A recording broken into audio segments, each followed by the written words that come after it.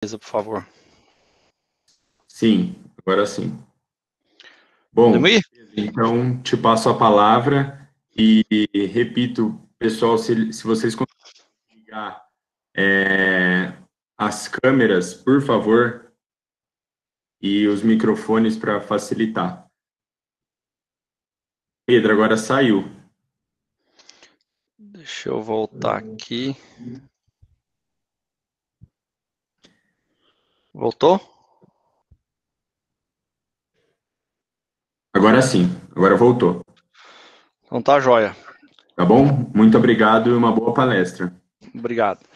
Bom, pessoal, boa noite. Antes de mais nada, agradecer ao Xará e ao Pedro pelo convite. Realmente é um prazer muito grande participar. Parabenizar a todos vocês da Nutrir aí pela ação, pela proatividade de organizar esses webinars aí, que nesse momento que a gente precisa ficar em casa, aproveitar o tempo com coisa útil. Então, parabéns pela iniciativa. Dizer da minha alegria, da minha satisfação estar aqui.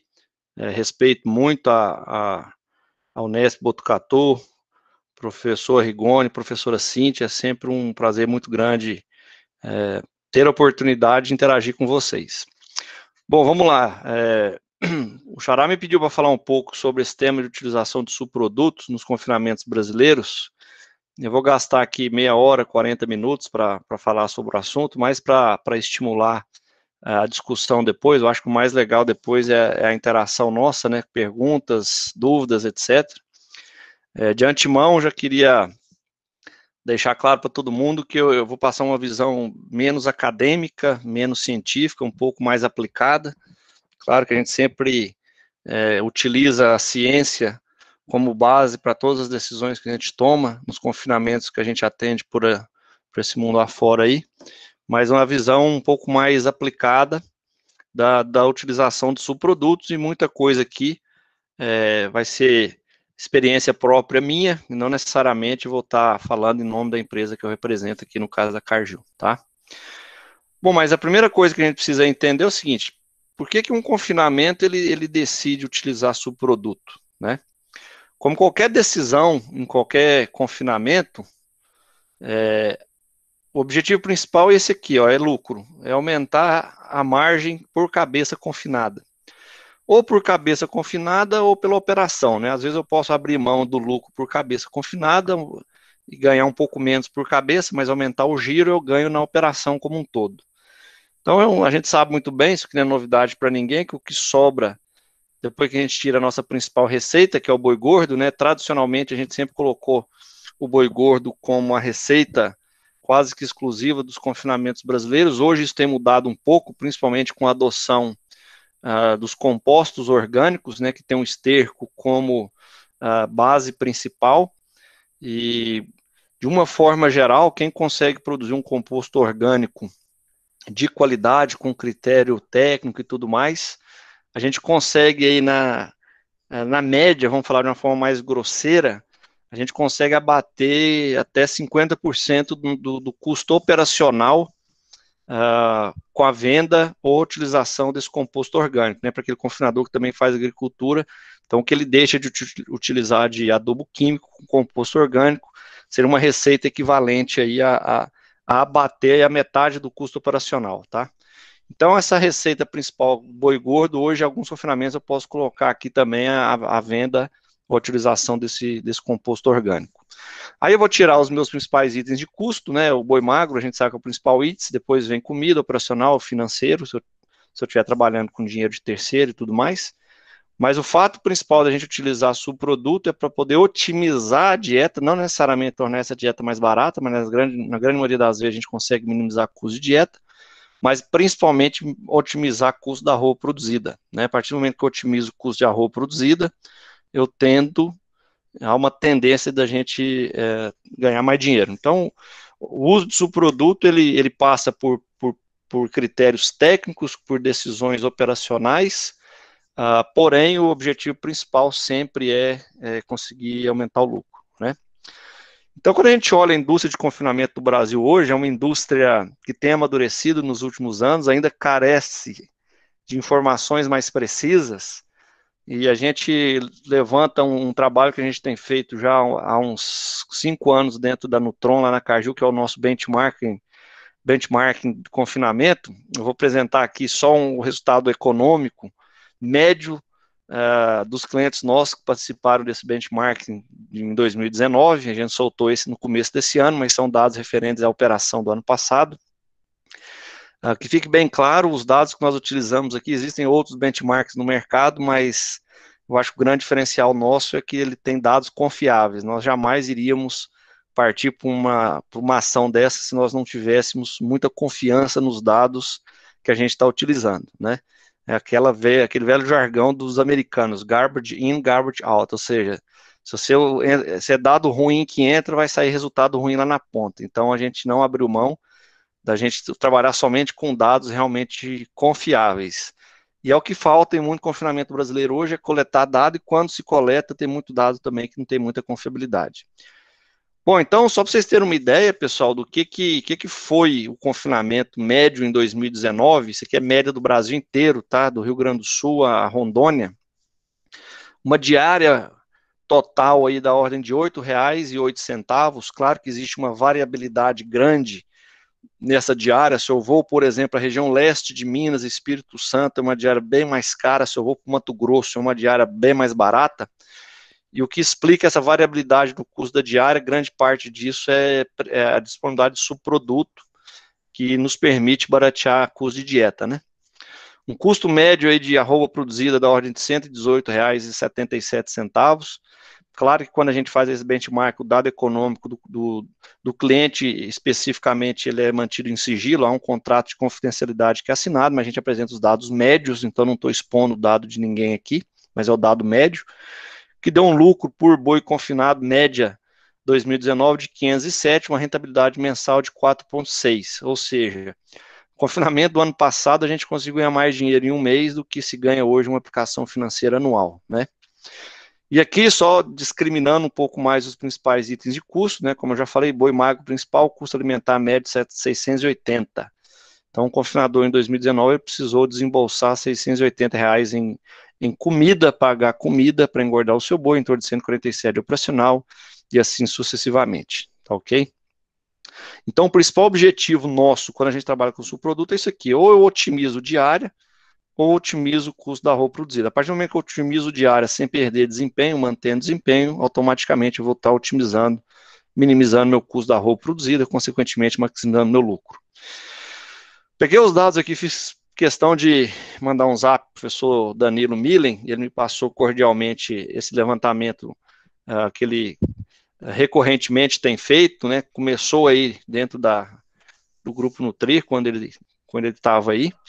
E aí eu peguei a apresentação que ele fez, ele me passou gentilmente o dado mais recente, né, de 2020, que ainda não foi formalmente publicado, mas gentilmente o Danilo já está disponibilizando isso para a gente. Se a gente olhar aqui quais são as principais fontes de inclusões de coprodutos, né, a gente vê aqui uma predominância. Vamos pegar a última aqui como o dado mais recente que nós temos. Uma predominância aqui de caroço de algodão e polpa cítrica, são os dois principais utilizados. Polpa cítrica é muito regionalizado, né, uma região mais de São Paulo, Minas, alguma coisa do Paraná. Caroço de algodão já mais amplamente utilizado. E aí uma novidade que começou a surgir no levantamento que vai ser publicado esse ano em relação aos demais, a gente começa a ver aparecer algo que não tinha antes, apareceu os subprodutos, coprodutos da indústria do etanol de milho, tanto o WDG quanto o DDG, seguido de torta de algodão, resíduo de soja. Então são os principais subprodutos aí de acordo com o levantamento feito lá pelo grupo professor Danilo Millen, né? Se a gente observar aqui o que tem acontecido, né, do ponto de vista de inclusão na matéria seca, um aumento gradual e consistente da inclusão de concentrado nas dietas, chegando a uma média de 83% no último levantamento. Na média, uma inclusão de polpa da ordem de 27,8%, caroço da ordem de 14%, e o DDG, né, aparecendo pela primeira vez aqui de novo, a indústria do etanol de milho, a indústria bem recente aqui no Brasil, embora os trabalhos a nível mundial não são tão recentes assim, a gente já tem muita coisa na literatura da ordem de 15%. só uma fotografia geral assim, em relação à utilização de coprodutos, né? Então, como a gente viu no slide anterior, um aumento significativo, né, em pouco tempo aqui, de 2009 a 2020, um aumento de 70% para 83% do nível de concentrado. Então, o que a gente tem visto cada vez mais é aumento do nível de concentrado nas dietas. Quando eu falo concentrado, incluindo grãos aqui, de uma forma geral, milho, sorgo principalmente, né, e também subprodutos. E dependendo da região, eu tenho maior ou menor disponibilidade de subproduto, eu posso ter uma maior ou menor concentração de grão, de amido nessa minha dieta. E eu diria que um dos grandes benefícios do subproduto, principalmente aqui no Brasil, vou tentar desenvolver um pouco mais esse raciocínio, ele torna as nossas dietas bem menos arriscadas, né? Eu trabalhar com uma dieta com 83, 85, 90% de concentrado à base de grão, de milho, de amido, eu vou ter uma situação bem perigosa. A partir do momento que eu começo a diluir esse amido com subproduto, eu começo a ter alguns benefícios de ordem nutricional, principalmente para o gado típico brasileiro, que é o gado zebu, Nelore, né? E aqui, só para embasar um pouco no raciocínio que eu vou desenvolver, eu não vou entrar no detalhe, mas é uma teoria que já está bastante aceita, o professor Mike Allen, da Michigan State University, nos Estados Unidos, que ele traz de uma forma muito clara para nós o efeito do propionato como controlador do consumo, né, de animais ruminantes, de uma forma geral.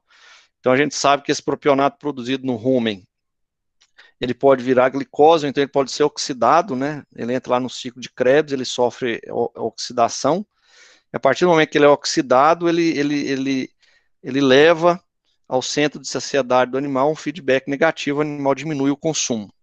Então, isso explica por que em dietas altas em energia, em grãos, eu tenho um consumo mais baixo, eu geralmente mantenho o ganho, aumenta a conversão, a eficiência alimentar, alguns aditivos que promovem um aumento na produção de propionato ruminal com esse efeito, como a monenzina, por exemplo.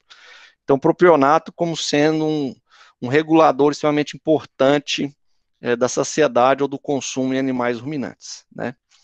E um desafio muito grande para a gente que trabalha com animal zebuíno é que os zebuínos parecem ser mais sensíveis eu coloquei o termo overload de propionato, ou seja, se eu tiver um excesso de fermentação ruminal que leve a propionato, o zebuíno ele responde com uma redução mais drástica no consumo do que animal taurino, de uma forma geral. E aqui eu trouxe um trabalho publicado em 2016 pela equipe do professor Márcio Ladeira, da Universidade Federal de Lavras, que eles trabalharam com Nelore e Angus puro, em duas dietas, uma dieta de grão moído, está publicado no Journal of Science, que é ground corn and whole shell corn, ou seja, grão moído e uma dieta de grão inteiro. A gente sabe que a dieta de grão inteiro, dependendo da situação, ela é desafiadora, né, do ponto de vista de pH ruminal. Então, o que a gente vê claramente aqui, né, pessoal? Se eu pegar o consumo em porcentagem do peso vivo aqui, ó,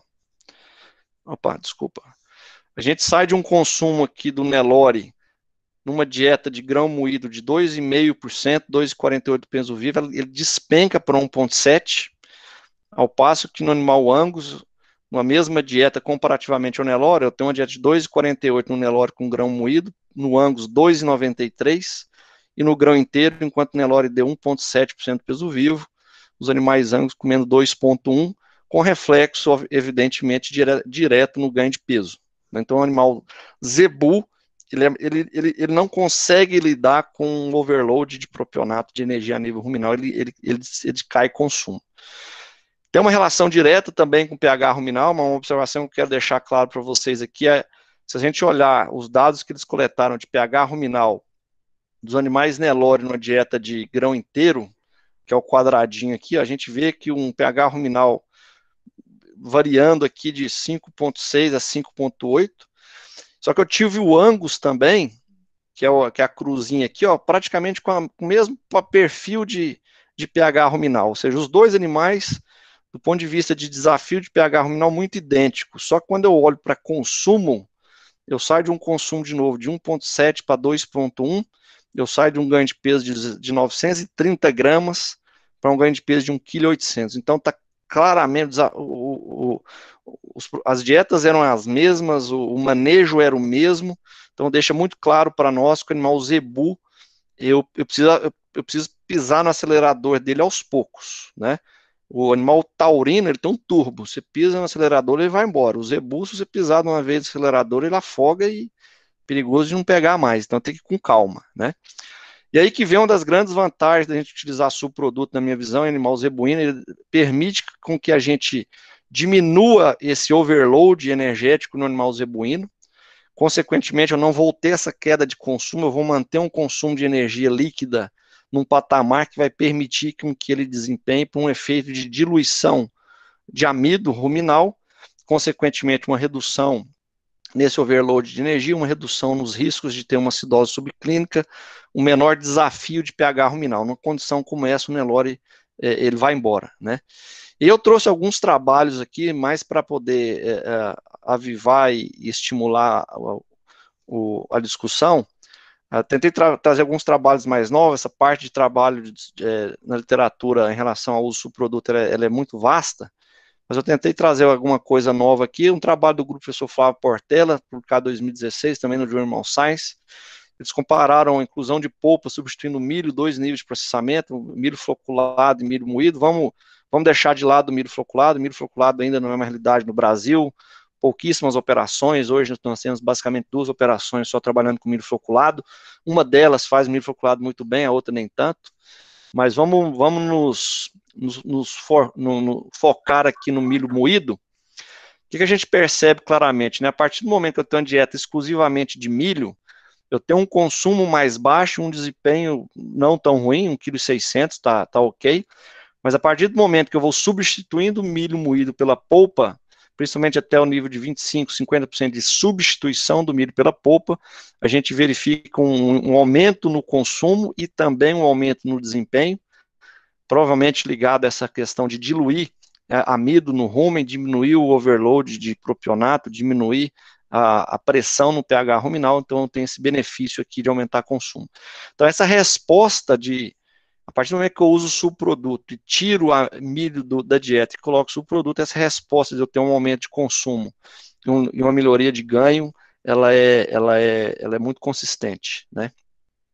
O trabalho desse ano, o grupo da Universidade do Estado de Oklahoma State University, Universidade do Arkansas, também trabalhando com dietas aqui, controle, basicamente a base de milho rolado, feno, e esse sweet bran aqui é farelo de glúten de milho, compararam com uma dieta à base de subprodutos do algodão, trabalharam aqui com esse cotton gin trash, como se fosse o nosso capulho, uma mistura de capulho com torta, vamos colocar assim, e caroço de algodão inteiro, né?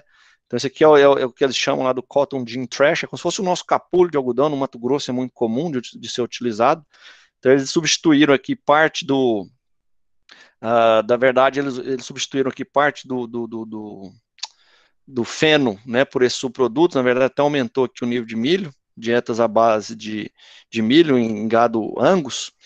E o que eles observaram, né? Quando o peso inicial é exatamente o mesmo, peso final, naquela dieta que o caroço de algodão entrou junto com o capulho de algodão, um incremento no peso final, né?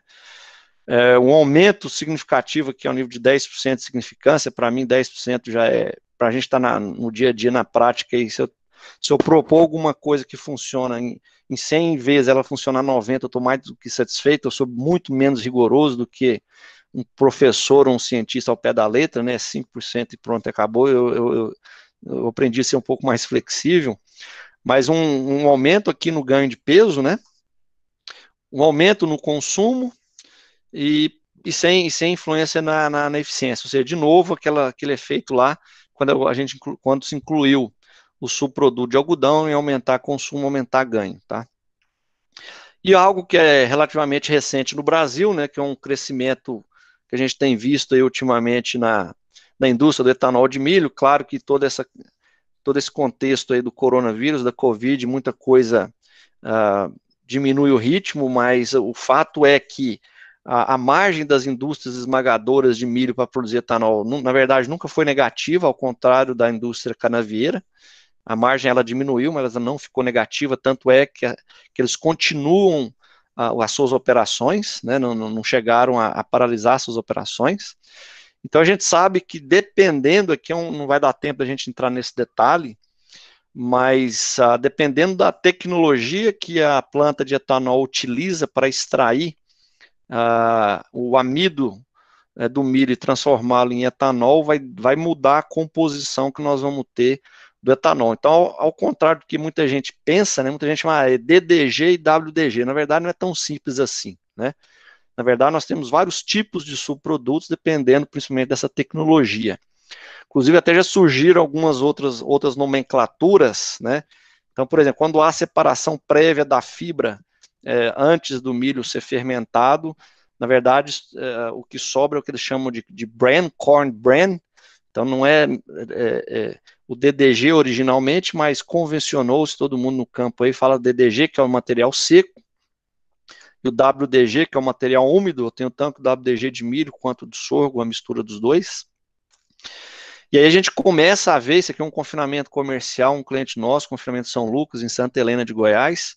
Então a gente começa a ver o uso cada vez mais intenso desses subprodutos, principalmente quando eles fazem sentido econômico, como eu coloquei lá no início, né? Quando a gente faz a conta e vê que a utilização de um determinado subproduto traz um benefício econômico, a gente dá um jeito de trazer para dentro de casa e garantir o abastecimento desse ingrediente. Nas nossas dietas aqui são todos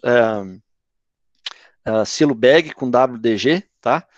Aqui um silo bag sendo aberto depois de 90 dias de estocagem, a gente percebe claramente que o material é praticamente intacto. É importante dizer que um dos primeiros trabalhos feitos com WDG no Brasil foi feito, inclusive, em Botucatu, uma parceria nossa da Cargill com o professor Mário Arrigoni, professor Otávio, e aí nós guardamos um silo bolsa de WDG por um ano. A gente abriu no ano seguinte, estava praticamente intacto, sem problema nenhum, mostrando que é possível sim armazenar mesmo com uma alta umidade.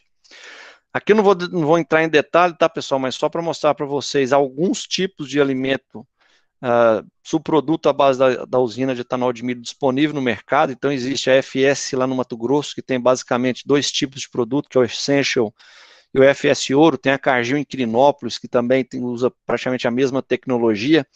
Vocês vejam que o nível de proteína ele varia bastante, dependendo do tipo de produto que nós estamos trabalhando, pode variar de 17% a 43%. Já a Libra, a Usimate, a Jaciara já usam um processo tecnológico mais simples, que se extrai o DDG tradicional. Eu não coloquei o S aqui, que o S é do solúvel. Tem mais essa variante aqui, né, que é se a indústria ela reutiliza a fração solúvel. Então, por exemplo, não está aqui, mas a Impasa de Sinop é o exemplo de uma indústria que produziu DDGS, ou seja, ela consegue reutilizar os solúveis. Então, eles vão ter composição nutricional distinta. Então, dependendo da usina que você está utilizando, do processo tecnológico que eles utilizam, da matéria-prima, se é milho ou se é sorgo, você vai observar essa variabilidade aqui na composição. Uma das preocupações que se tem é o nível de enxofre. Esse nível de enxofre, a gente tem acompanhado no Brasil, é relativamente baixo comparativamente aos Estados Unidos, mas ainda assim é algo que a gente precisa ficar muito atento, né?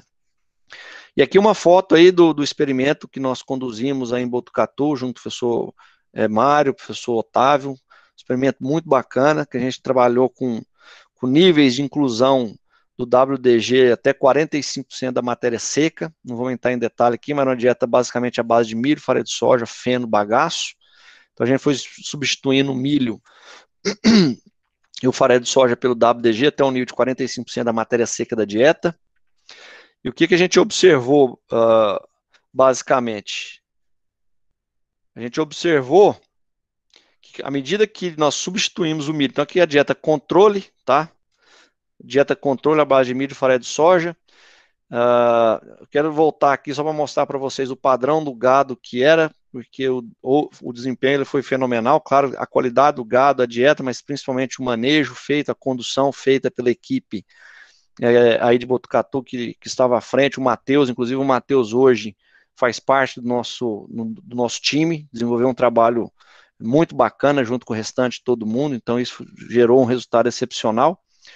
Então, o que a gente observou? À medida que começou a entrar o subproduto da usina de etanol de milho WDG, a gente começou a ver um incremento no ganho de peso, né, um efeito de incremento no ganho de peso. Se a gente compara aqui o grupo controle com os grupos que receberam o WDG, houve um efeito significativo em maior consumo, com reflexo no ganho de peso. Ou seja, a gente sai de um ganho de peso de 1,8 kg para 1,9 kg, 2 kg, 1,910 kg, tá? Ou seja, não há nenhum ponto negativo, só ponto positivo, né? Mas o mais importante, como eu disse, é isso aqui, pessoal. A gente saiu de um lucro de R$450 no grupo, aqui ficou saiu meio que na formatação aqui, mas eu saio de um lucro de 450 para um lucro de R$640. A partir do momento que a gente trabalha com subprodutos, aqui tem que estar muito bem claro, tá? Aqui na Cargill, a gente, às vezes, nós abrimos mão de desempenho zootécnico, ou seja, às vezes a gente abre mão de ter uma eficiência biológica muito boa para a gente ter mais lucro, né? Nem sempre otimizar resultado zootécnico otimiza resultado econômico. Nós buscamos otimizar, maximizar resultado econômico, mesmo que para isso a gente abra mão de desempenho. Então, se a gente parar aqui nesse caso, a gente poderia concluir, o nível ótimo é 30% de inclusão. Do ponto de vista de zootécnico, pode ser, né? Agora, do ponto de vista econômico, o 45%, sem dúvida, eu prefiro ganhar R$640 por boi confinado, 580, mesmo que isso implique uma redução aqui de índice zootécnico. Nós fizemos um trabalho em Viçosa. Em Viçosa já foi um trabalho com DDG, o subproduto seco, né? Animais super precoces, animais que saem diretamente dos pastos lá do setor de gado de corte, os típicos morros lá de Viçosa, mas eles estão desmamando animal lá com 240 quilos, sem cripe. Esse animal é desmamado, colocado direto no confinamento, sistema de calangate, pesagem automática no bebedouro, animal muito jovem. Então lá nós trabalhamos com DDG, que foi gentilmente cedido pela Libra, lá do Mato Grosso. E o que a gente observou, né? Na verdade, lá em Viçosa, a gente já viu que quando saiu até 30% de inclusão do WDG, a gente não viu alteração em consumo, nem houve alteração em ganho de peso, eficiência alimentar, ganho de carcaça. Já no nível de 45%, a gente começou a ver já uma diminuição no consumo, uma diminuição no ganho. Então, parece que o nível zootécnico ideal seria 30%. Mas, de novo, se a gente olhar o econômico, custo da arroba produzida, eu saio de um custo de arroba produzido de 86 aqui para 81, R$75. Ok? Bom, para finalizar nessa parte do seu produto da usina de etanol de milho, um trabalho nós fizemos com o professor Cabral na Federal do Mato Grosso. A gente utilizou o uso de DDG em dieta sem forragem, que é algo que mais tem crescido na nossa atuação hoje a nível de confinamento no Brasil. A gente tem visto um crescimento exponencial gigantesco de dieta sem volumoso, e isso só é possível pelos tipos de subproduto que nós temos aqui no Brasil, né? Então, basicamente, aqui nós trabalhamos com uma dieta aqui com milho, torta de algodão e núcleo. Esse núcleo é um núcleo que a gente tem chamado de FAST, é um núcleo específico, que nós desenvolvemos para trabalhar em dieta sem volumoso, então não tem volumoso, não é dieta de grão inteiro, tá? É uma dieta de milho moído, uma peneira mais grossa. Nós fomos substituindo esse milho aqui por WDG, incluindo 10, 20, 30% de WDG na dieta, mantivemos o mesmo nível da torta de algodão, tá? Fomos incluindo o DDG, tirando o milho, também mantendo aqui o núcleo. Primeira coisa que pode parecer estranho, é que muita gente questiona, né, são conceitos que às vezes a gente precisa sempre, conceitos colocados aí que a gente acha que é verdade absoluta, que a gente precisa sempre questionar. Mas esse excesso de proteína a gente sempre aprende, né, aquele velho jargão, excesso de proteína, o animal precisa excretar esse excesso de proteína, há um gasto energético para excretar esse excesso de proteína. Depende. Se esse excesso de proteína vem de PDR é uma coisa, se esse excesso de proteína vem de PNDR é outra. Nesses casos de dietas ricas em subprodutos de etanol de milho, esse excesso de proteína ele advém de proteína não degradada no rumen. O animal vai precisar excretar esse terminal amina da proteína, vai gastar uma energia para isso, vai aumentar a sua exigência de mantença da ordem de 3 a 4%, só que ele vai pegar o esqueleto carbônico desses aminoácidos, vai utilizar como fonte de energia, altíssima digestibilidade, valor energético excelente, então mais do que compensa esse aumento de gasto energético que ele tem para excretar essa proteína em excesso, tá? Então, o que a gente observou aqui em termos de peso final? Não houve efeito, ou seja, houve efeito, na verdade, houve um efeito quadrático a 10%, um nível ótimo aqui da ordem de 20% de inclusão de WDG. Em termos de ganho de peso, a mesma coisa, a gente sai de um ganho na média de 1.300 e alguma coisa para 1.500 com 20%, mesmo efeito a nível de ganho de carcaça, tá? E para finalizar, um trabalho que também foi concluído em Botucatu. Perceba que quando a gente quer fazer trabalho bacana, a gente vai em Botucatu fazer, professor Otávio, professor Mário. A gente trabalhou com farelo de glúten de milho, né, popularmente conhecido, comercialmente conhecido como Promil ou Refinazil. E o objetivo que a gente fez esse trabalho foi para quebrar um mito também, né, que os nutricionistas brasileiros, de uma forma geral, têm uma certa aversão a utilizar níveis mais altos do Promil ou do Refinazil, do farelo de glúten, principalmente o seco, com o argumento de que ele cai consumo, ele é amargo, o animal não gosta e por aí vai. Então, nós realmente desafiamos, né? Trabalhamos com a dieta aqui da base de milho, farelo de soja, um pouco do WDG que sobrou do ano anterior. E aí nós fomos incluindo 18, 36, chegamos até 54% de Promil ou de farelo de glúten na dieta. O que nós observamos? Aquele efeito que eu já citei anteriormente, um aumento no consumo de matéria seca, quando eu tiro a amida da dieta, jogo, no caso do glúten aqui, praticamente FDN, proteína, né? Eu aumento o consumo, eu aumento o ganho de peso, eu saio de 1.510 para 1.650, 1.700 praticamente. Eu aumento o peso de carcaça, eu melhoro o ganho de arroba. Então, esse trabalho para nós, ele quebrou muito paradigma, mostrando que, tecnicamente, a gente consegue chegar até 54% de Promil em dieta de boi confinado. Claro, se nós vamos trabalhar com esse nível, vai depender basicamente da questão econômica, mas a gente tem hoje um embasamento técnico, uma segurança técnica que o trabalho que nós fizemos aí em Botucatu nos dá de trabalhar com níveis mais altos do que os tradicionais, 15%, 18%, desde que haja um incentivo econômico para que isso aconteça. Bom, para poder finalizar aqui o meu tempo, para a gente poder entrar nas discussões, eu diria que um grande divisor de águas no confinamento brasileiro recente, dos últimos 2 anos para cá, na minha opinião, principalmente em operações maiores, é o advento de dietas sem forragem, né? A gente sempre aprendeu que a gente precisa trabalhar com o mínimo de forragem nas dietas para manter saúde ruminal, para ter um nível de consumo adequado, tudo mais. Só que, de novo, os tipos de subprodutos que nós temos no Brasil, com bom manejo, a gente consegue trabalhar em dieta sem volumoso. Confesso que, como nós começamos lá atrás, há 2 anos, a gente era um pouco cético, mas à medida que as coisas foram evoluindo, a gente foi ganhando confiança, fomos ajustando questão de aditivo nos núcleos, manejo, formulação. E essa foto, para mim, é uma foto marcante, é um cliente nosso, em Água Boa, é o Grupo Mantiqueira, é um confinamento aí com capacidade estática para 30 mil animais, e que hoje a dieta sem volumoso lá é uma realidade. Então eu diria que a dieta sem volumoso hoje a gente utiliza no Brasil inteiro, Goiás, Mato Grosso do Sul, Rondônia, até no Paraguai, e com muito sucesso, tá? Então, só para vocês terem uma ideia, um trabalho que nós fizemos, na verdade é um cliente nosso que tem trabalhado na região de Sorriso, no Mato Grosso, Real Beef, do Rodrigo Danelon, de Piracicaba. A gente tem trabalhado hoje, a dieta é basicamente 45% de WDG, que é o FS Ouro, úmido, lá da usina FS de Lucas do Rio Verde, 31% de milho, 12% de torta, 8% de caroço, 4% do núcleo. Essa é a dieta. Vocês podem ver aqui o perfil dessa dieta, perfil das novilhas sendo engordadas lá. E eu puxei hoje os dados do nosso Power BI. O nosso Power BI hoje é a ferramenta que a gente tem utilizado para gerenciar os dados dos nossos clientes, que tem condição, né, condição gerencial, não condição financeira, condição gerencial. Então, eu peguei aqui os dados dos abates desse ano somente, 2000, 6.700 animais abatidos, ganho de peso aqui da ordem de 1.600, uma eficiência biológica de 140, consumo de 2.4, ou seja, resultados excepcionais. Eu não vou poder abrir o dado econômico aqui, mas vocês podem ter certeza que está dando dinheiro, tá? Aqui um outro trabalho que nós fizemos na Fazenda Turbilhão, do grupo do frigorífico Estrela, próximo a São José do Rio Preto, que tem sido um parceiro dos trabalhos que a gente faz em Botucatu, no abate dos animais, avaliação das carcaças e tudo mais.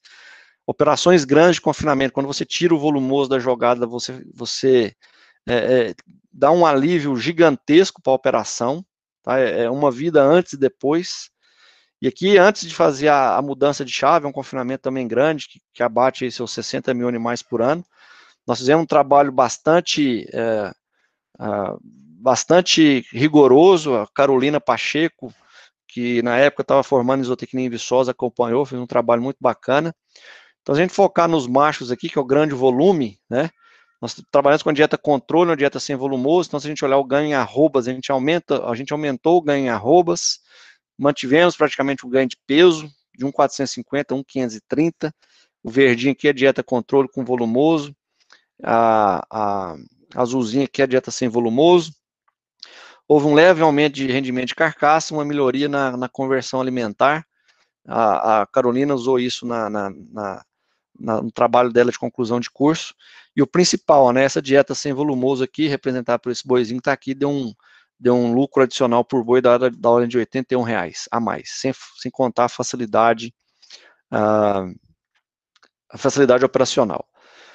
Onde a gente tem melaço, aqui é uma dieta, um cliente nosso também trabalhando com melaço de soja, onde nós temos melaço de soja, ajuda muito a agregar as partículas, evita com que o animal selecione determinado ingrediente, diminui principalmente aquela questão de ficar o pozinho do milho no fundo do coxo, principalmente se for dieta à base de sorgo moído, que a gente precisa moer mais fino, então o melaço ele ajuda demais a agregar, esse fator agregante do melaço é tão importante quanto o seu valor nutricional em si. E aqui é o trabalho que foi feito lá no Grupo Mantiqueira, inclusive vai ser apresentado pelo Anderson Panzeira no evento da Scott, né, que vai ser online agora em agosto. O impacto zootécnico de se trabalhar com uma dieta, veja o número de animais que nós avaliamos, na ordem de 15 mil animais, 10.600 na dieta convencional, 4.500 da dieta FAST. Então vejam que o ganho de peso não muda o ganho de peso, o ganho de carcaça também não muda. O consumo de matéria seca reduz o consumo de matéria seca, tanto em quilos de matéria seca quanto em porcentagem de peso vivo, melhora a eficiência biológica. E aqui também eu não posso abrir a questão econômica, mas a dieta FAST deixou mais dinheiro, e um dinheiro mais substancial, tá? E para finalizar, não vou entrar muito em detalhes na melhoria do operacional, o Anderson vai apresentar isso muito bem, um levantamento aqui feito pelo Adriano Possamay, que é um técnico nosso que atende a região de Água Boa. A gente tem um aumento na capacidade de trato da ordem de 40% quando eu trabalho com uma dieta sem volumoso, comparativamente a uma dieta convencional. Ou seja, eu consigo tratar um número maior de animais com a mesma capacidade de equipamento. Então, com a mesma capacidade de equipamento que eu conseguiria tratar 6 mil animais, eu consigo tratar 8.400 animais. Ou eu posso tratar o mesmo número de animais e reduzir o tempo da minha operação. Então, eu praticamente elimino hora extra, consigo fazer 2 tratos diários, então o benefício que ele traz ele é muito grande, tá? Bom, Xará, era isso que eu tinha para apresentar, não quero extrapolar muito meu tempo aqui para a gente não perder a oportunidade da discussão, e aí eu já deixo aqui o meu e-mail, meu telefone, se alguém no final aí quiser mandar um e-mail, mandar um WhatsApp aí para a gente conversar, estou à disposição, tá ok? Obrigado. Bom, eu que agradeço, Pedro, assim, a Nutrir como empresa e os professores, tanto o Mário quanto a Cíntia, agradecemos demais a sua apresentação. Ao longo da palestra, algumas pessoas foram colocando algumas perguntas, né? Eu acho que a gente poderia tirar as dúvidas. Por exemplo, a Arina Glória perguntou: o DDG seria o grão de milho sem o amido? O DDG basicamente é o que sobra depois que se produz o etanol de milho. Basicamente é o grão de milho sem amido, é isso aí, porque o amido ele é transformado em etanol na indústria, então é todo o resto que tem no milho se concentra, né, no DDG. Agora, dependendo da rota tecnológica que a indústria de etanol utiliza, eu mudo um pouco a composição, tá? Mas basicamente é isso mesmo, é o grão de milho sem o amido que é transformado em etanol. Seco, né? Ele é secado depois, por isso que ele é o DDG, ele é o seco. Quando ele é úmido, é o WDG. Legal, obrigado. A Vitória Aparecida Morato Ribeiro perguntou: existe algum tipo de dificuldade na formulação das dietas quando utiliza-se o subproduto? A qualidade e a composição dos subprodutos variam, entre um lugar e outro? Sim, a composição varia. É claro que alguns subprodutos eles são mais consistentes na sua composição, mas de uma forma geral ela é bem mais variável do que milho, por exemplo. Então, é uma boa prática que a gente sempre utiliza, onde se utiliza subproduto, é ter uma rotina de envio de amostra para o laboratório constante, para a gente avaliar as flutuações na sua composição e, se necessário, alterar a formulação da dieta. Se existe alguma dificuldade em formulação de dieta, diria que não. Precisa, sim, de conhecimento do ingrediente, conhecimento do manejo do cliente, e etc., mas normalmente é bem tranquilo, mas acompanhar essa flutuação na composição nutricional é importante. Legal. Obrigado por responder essa pergunta. A Mayra Dantas perguntou: pode explicar de uma maneira mais detalhada sobre a retirada do amido do grão de milho?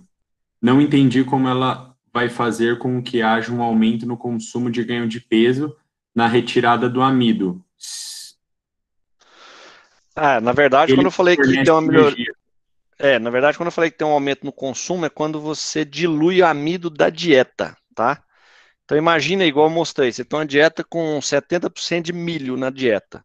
Se eu incluir subproduto, eu sair de 70% de milho na dieta para, sei lá, 40%, eu estou diluindo amido. Então, aquele overload de propionato devido a uma fermentação mais alta de amido, um abaixamento de pH que pode ocorrer e tudo mais, isso tem um impacto muito grande no consumo de animal zebuíno, principalmente.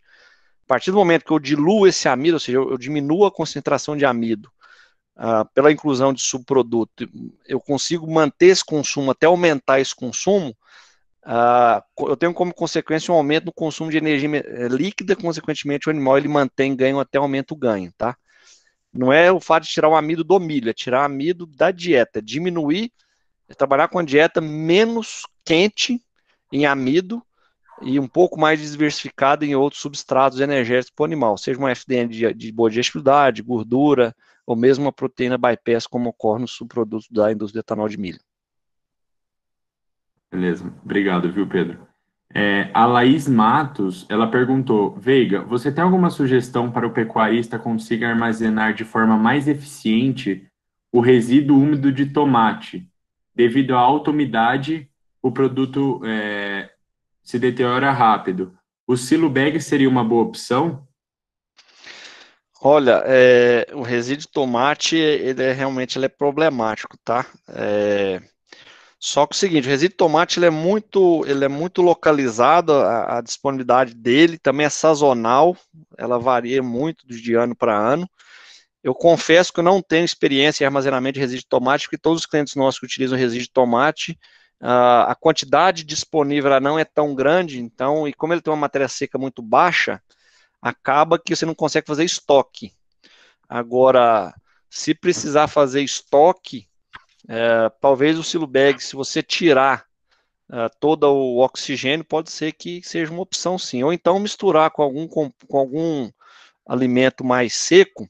Inclusive, uma ideia que o pessoal tem feito, surgiu até com o Paulinho lá na PUC de Betim.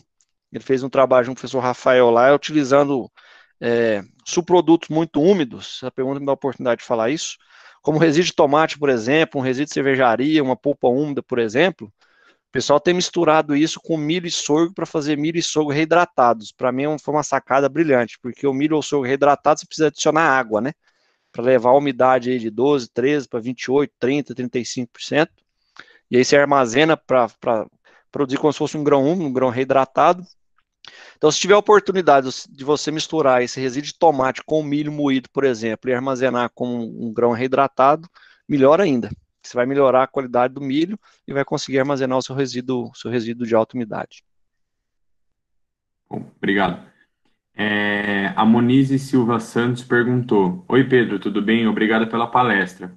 Queria saber sua opinião sobre o DDG e WDG. se você acredita que é provável o aumento da utilização no Brasil, podendo chegar perto dos 27%, igual o caroço.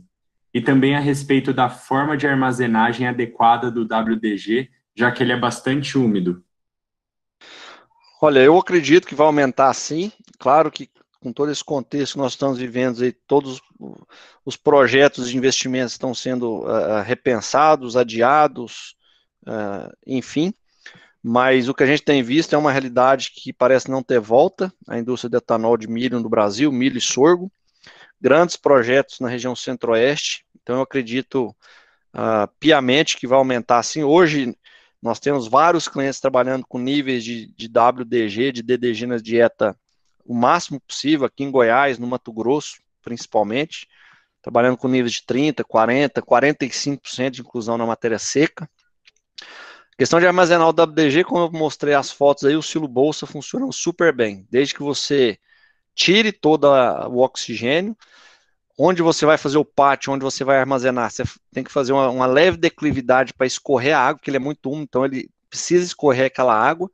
Se não tiver uma declividade, for muito plano essa água, ela vai empoçar na base da bolsa, vai ter um acúmulo de água ali, pode ser que estrague ali na base, mas se tiver esse dreno da água, funciona muito bem. Aí em Botucatu, por exemplo, nós armazenamos de um ano para o outro, e quando a gente abriu, estava perfeito. Tanto é que no experimento do Promil que eu mostrei, a gente utilizou o resto do WDG que tinha sobrado um ano antes do experimento do WDG.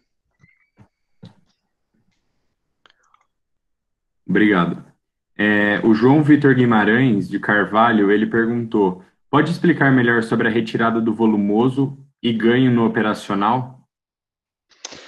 Claro, posso sim. Que é o seguinte, quando você tira volumoso da dieta, você diminui a matéria, você aumenta a matéria seca da dieta, na verdade, a sua dieta fica mais concentrada e menos volumosa. Ou seja, você aumenta a densidade da sua dieta. A partir do momento que você aumenta a densidade da sua dieta, para a mesma batida do caminhão, por exemplo, você consegue tratar mais animais. Então você imagina, um animal come 10 quilos de matéria seca. Uma dieta convencional com 60, 62, 65% de matéria seca. Uma dieta de sem volumoso com 80%, você consegue tratar muito mais animais com a mesma batida, porque está levando mais matéria seca e menos água. Consequentemente, você melhora a sua eficiência de trato.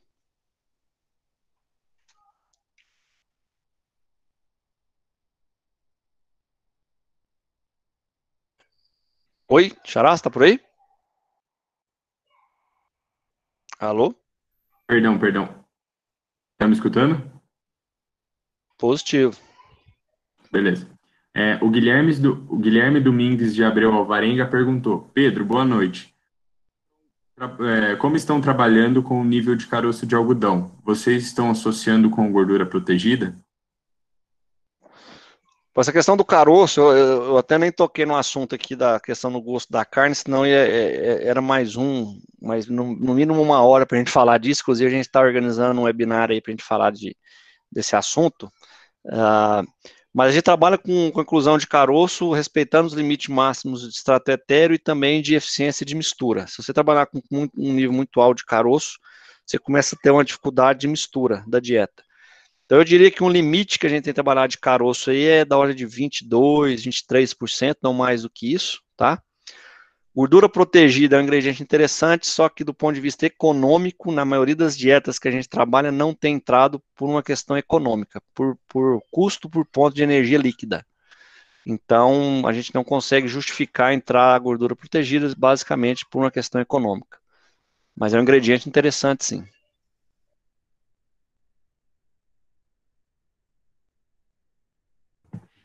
Bom, a Bárbara Brixner perguntou: boa noite, senhor Pedro. Parabéns pela palestra. Na opinião do senhor, quais têm sido os maiores desafios do uso de coprodutos para este ano? Tem compensado? Desculpa, Xará, cortou aqui os maiores o quê? Os maiores desafios no uso de coprodutos para esse Ah, ano? Compensado? tá. Olha, eu costumo falar para você o seguinte, o uso de produto no Brasil geralmente compensa, tá? Claro que vai depender da região que você está, vai depender muito da relação de preço com o principal substituto, que vai ser o milho ou o sorgo, mas na maioria das vezes compensa, tá? Então, o outro subproduto interessante aqui em Goiás tem muito, São Paulo, que é o germe de milho gordo. O germe de milho também tem um preço bem interessante. O melaço, né, que é um subproduto, melaço de soja, embora algumas usinas já estejam com iniciativas para transformar parte desse melaço de soja em etanol. Mas eu diria que o primeiro desafio é garantir a oferta, garantir estoque. Tem muito confinamento que parte para usar subproduto e não tem um gerenciamento de estoque adequado, então entra um subproduto, aí daqui 2 meses não consegue comprar mais, tem que tirar, muda a dieta, aí vira uma confusão danada, toda vez que a gente muda a dieta tem um impacto no consumo, tem um impacto no ganho. Então eu diria que o maior desafio é garantir, é a gestão de estoque, eu diria, ou seja, você garantir uma oferta contínua daquele subproduto para você ter o mínimo de troca de dieta possível. Mas de uma forma geral tem compensado sim. Obrigado. A Júlia Rosa perguntou, com base na sua experiência, qual tem sido o melhor nível de inclusão de gordura protegida associada ao caroço de algodão, para que seu alcance melhor desempenho de carcaça, eficiência alimentar e etc. Pessoal, igual eu falei, nós temos utilizado nos nossos clientes especificamente muito pouca gordura protegida, tá? O pessoal do Nutricorp até torce o nariz com a gente, mas não temos nada contra, muito pelo contrário. Nós temos, inclusive, um produto nosso para semi-confinamento que usa gordura protegida lá da Nutricorp. A questão é que para os confinamentos, de uma forma geral, a gente não tem visto benefício econômico de utilizar gordura, tá? Então eu não posso te responder essa pergunta, porque na maioria dos nossos clientes nós não trabalhamos com gordura protegida. Geralmente, por ponto de energia líquida, é imbatível utilizar, por exemplo, um caroço, uma torta, um DDG, um WDG, um germen, uma polpa e por aí vai. Tranquilo. Pedro, em relação ao tempo, você consegue responder mais algumas perguntinhas, mas se a gente selecionar umas 3 perguntas para finalizar, pode Tranquilo, eu tô tranquilo. tranquilo. Vamos lá. Bom, a Bárbara perguntou, considerando as grandes variações na composição químicas e nutricionais dos subprodutos do etanol de milho, considerando o aspecto industrial, como tem sido a substituição do milho por esses subprodutos? Em quais níveis? 20%? Por exemplo, produtos para preparação à terminação. Bom, vamos lá. As variações da composição nutricional, elas ocorrem pelo tipo de subproduto de etanol de milho, não dentro de uma mesma planta, tá? Claro que tem algumas plantas menores, o cuidado que você precisa tomar é que alguma planta menor que começa a operar no início, ela ainda não domina o processo, então no início a gente vê sim uma variação bem razoável na composição nutricional daquele subproduto. Mas com o passar do tempo, essa usina ela vai dominando o processo tecnológico e aí o ingrediente passa a ser bastante constante. Agora, se eu pego essas usinas grandes, uma Cargill da vida, uma FS, uma Impasa, a composição nutricional ela é bem constante, salvo algum problema. Quebrou a centrífuga lá de tirar o óleo, por exemplo. Quebrou a centrífuga, não tira mais o óleo vai todo o produto, tem um aumento de estatetéria, etc. Mas salvo uma situação pontual como essa, a composição ela é constante daquele subproduto especificamente, daquela usina. Então eu preciso saber primeiro qual o subproduto que eu estou utilizando, qual é a composição média, ter uma rotina de análise para ir monitorando essa composição média. Nível de inclusão, de novo, o que faz mais sentido econômico? WDG hoje, em algumas situações no Mato Grosso e aqui em Goiás, faz sentido você usar 40%, 45% na matéria seca. Eu posso ter uma leve redução de consumo, uma leve redução de ganho? Pode até ser que sim, só que economicamente o incentivo é tão grande, o benefício é tão grande que a gente abre mão de ter uma otimização do Zotec para ter essa maximização do econômico. Então, o que eu posso te falar? O DDG normalmente varia de 10 a 20% de inclusão na matéria seca, e o WDG vai variar de 20 a 40, 45% de inclusão base matéria seca. Para terminação, tá? Beleza, obrigado, viu? E o Richard Vaqueiro Ribeiro, para finalizar, a nossa apresentação, perguntou, Pedro, um comparativo de dietas à base de grãos reconstituídos com dietas à base de subprodutos, qual entrega o melhor resultado, tanto zootécnico quanto econômico? O zootécnico, geralmente, principalmente para animal zebuíno, quando eu tiro parte do grão reconstituído por subproduto, eu tenho um benefício zootécnico normalmente, porque eu tenho aquela questão da diluição do amido, da diluição da energia, o animal come mais, mantém uma saúde ruminal melhor, então o animal come mais, ele ganha um pouco mais. Do ponto de vista de eficiência alimentar, talvez não muda tanto, tá? Isso é importante deixar claro, porque às vezes eu aumento o consumo, aumento o ganho, a eficiência não muda. Parte econômica vai depender do custo do seu grão reconstituído, vai depender do custo do preço do subproduto que você paga no seu subproduto. Quem produz o próprio grão e faz o grão úmido, por exemplo, ou você compra um milho barato na safrinha, estoca, faz um reconstituído, pode ser que às vezes um subproduto entrar e tem que estar num custo bem competitivo, tá? Então essa é a questão da viabilidade econômica é muito dependente da realidade específica de cada confinamento. Tranquilo, Pedro. Muito obrigado por todas as nossas dúvidas. Ô Xará, Diga. se você me permite, eu estou acompanhando aqui, agora que eu vi aqui no chat, aqui tem o Erlon lá de Viçosa, eu acho que ele queria fazer um comentário do experimento do DDG, se ele tiver por aí ainda, tiver tempo, acho que seria bacana ouvir o que ele tem para falar. Com certeza. Opa, estou por aqui, Pedro. Vai lá, Erlon. Gostaria de parabenizar o pessoal da Nutrir aí pela iniciativa, né? Só falando mais ou menos, eu sou estudante de doutorado da Universidade Federal de Viçosa. Esse ano eu estou num sanduíche aqui na Universidade do Texas, e a gente pôde fazer esse experimento em parceria aí com o pessoal da Cargill e da Libra, né, que cedeu o DDG para a gente. Só alguns comentários, Pedro, em relação ao que a gente já tem mais ou menos trabalhado os dados, né? Essa questão da composição química do DDG é interessante porque às vezes a gente pega esses dados na literatura, né, e eles têm bastantes informações, mas principalmente em relação a esse composto norte-americano, né? Então é normal a gente encontrar níveis, por exemplo, de estratégia nesses compostos de em torno de 12%, 10 a 12%, às vezes até 14%, né? E a gente pega esses trabalhos de inclusão de DDG, eles dão muitas vezes uma resposta de um aumento na eficiência alimentar do DDG comparado ao milho, né, considerando o milho como sendo uma dieta controle. E duas têm sido as explicações para esse aumento, porque aparentemente isso é contraditório, né?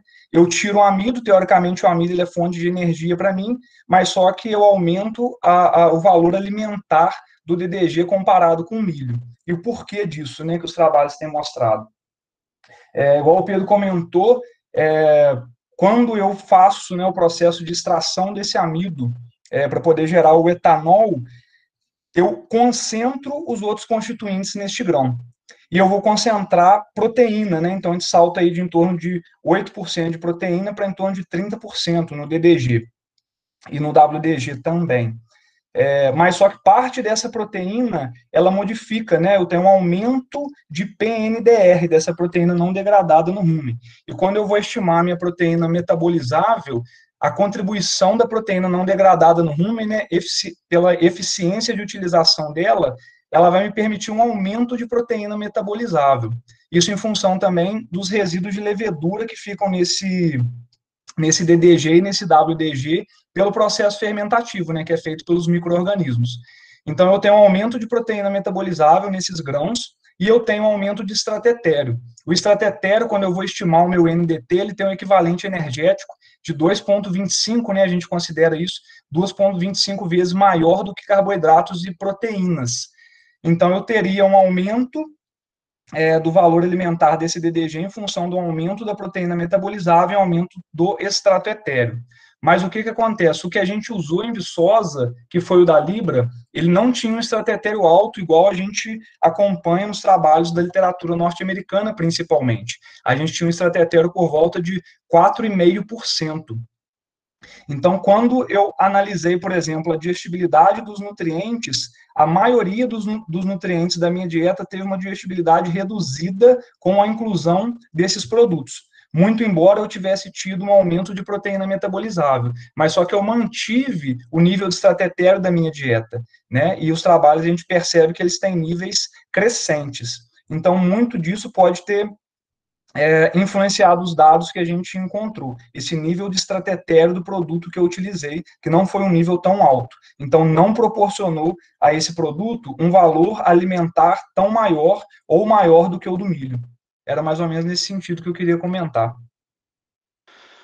Beleza, obrigado. Realmente o DDG da Libra, na verdade, é DDG, não é DDGS, né? A gente sabe que grande parte do estateté está na fração solúvel. Então, quando você não recupera a fração solúvel, você não tem esse nível estatetério alto. Só que tem trabalhos novos também, vale a pena comentar. A equipe professor lá do Nebraska, esqueci o nome dele. É o Erickson. Não, o outro lá, o baixinho careca lá, esqueci o nome dele. Mostrando que a eficiência alimentar ela não mudou, o ganho não mudou, o consumo não mudou, trabalhando com DDG com óleo ou sem óleo. Isso está publicado no ano passado, então não teve diferença, tá? O fato de ter óleo ou não ter óleo, a gente vai pensar que o alimento com óleo, o DDG com óleo, tem um valor energético superior e tudo mais, mas os trabalhos feitos pela equipe lá do professor do Nebraska, claro que o pessoal da está envolvido, mostrou que não teve diferença do DDG com óleo ou sem óleo. Isso, o McDonald, isso aí. Jim McDonald, isso aí. Obrigado, valeu.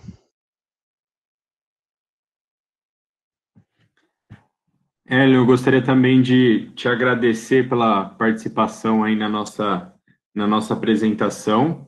Eu, como em nome da Nutrir, gostaria também de agradecer novamente o Pedro por toda essa bagagem de conhecimento e por todo o suporte que ele vem dando para a Nutrir. Eu gostaria também de agradecer a todos os participantes que ficaram até agora. Gostaria de agradecer tanto o professor Mário quanto a professora Cíntia por todo o suporte prestado à empresa Júnior. E é isso, pessoal. Amanhã a gente continua com as nossas semanas de apresentação, com a nossa semana de apresentação. E caso tenha alguma dúvida, procure o Instagram da Nutrir. Muito obrigado e uma boa noite a todos. Valeu, Pedro. Obrigado mais uma vez pelo convite. Boa noite. Até mais. Valeu. Boa noite. Tchau, tchau.